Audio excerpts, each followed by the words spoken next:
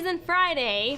So today, because we both have just returned from trips that included lots of flying, we decided to do 5 reasons or 5 ways to cope with jet lag.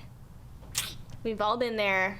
We currently are there. Right now. Like, I could go to sleep right now, probably. Yeah. For sure. I have coffee hiding down there. But then I wouldn't conquer jet lag. So, reason number 5. 5. Okay, so stay hydrated. Drink a ton of water before you go on the plane.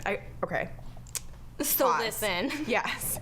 I read that when you're flying anywhere, you should avoid caffeine for like the day before you fly. Really? And just drink a lot of water. And then the day you are flying, drink a lot of water, stay hydrated. Drink on the plane, get your own water bottle. Don't just get those dinky little cups they give you that are like this big. Yeah. Anyway. Like, when you look at that like outside of a plane, you're like, they give us this on a plane? This cup is like shooter of water. And avoid caffeine and coffee and stuff because that dehydrates you. So. And you're already like every ounce of moisture is being sucked out of your body. Yeah, you need water. Get It'll help some you water. overcome the jet lag. Way number 4 to conquer jet lag is to get a lot of exercise before and after you get on a plane. So instead of just sitting at your gate waiting to get on the plane, pace the airport, or I don't know if you're into like calisthenics or something. Like, what you can do that it's not jazzercise. Oh, what is that? Prancercise. Prancercise. Just prancercise to the airport. Like just like, yeah. I'm gonna do that next time. I know I wouldn't. I wish I had the If you just like put cojones. music in, people are like, oh, there's the crazy prancercising through the airport. But then it's honestly like pretty easy like when you get off the plane to like walk a lot, because I don't know, when we landed at this last trip, we like landed in London, and like to walk to customs was literally like a 20-minute. Heathrow was huge. Yeah, it was like a 20-minute it's the size walk. of London. And we so it's like easy to get exercise when you get off the plane, when you have to like hoof it 20 miles to customs. Like, anyways, number 3, when you get on the plane, set your watch, or if you just use your phone, set it to the time of your destination, so that, you know, like when you're checking your watch or you're listening to music or something on your iPhone, you're looking at the time that it's going to be when you arrive. So it's sort of a way to like mentally prepare yourself for your destination's time.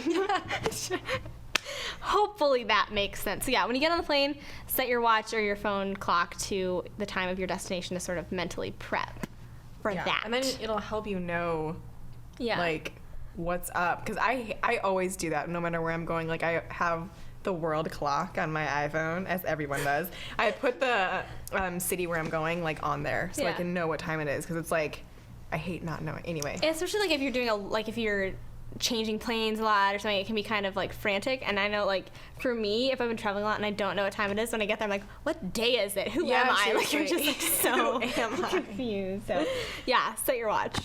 Okay, reason number 2.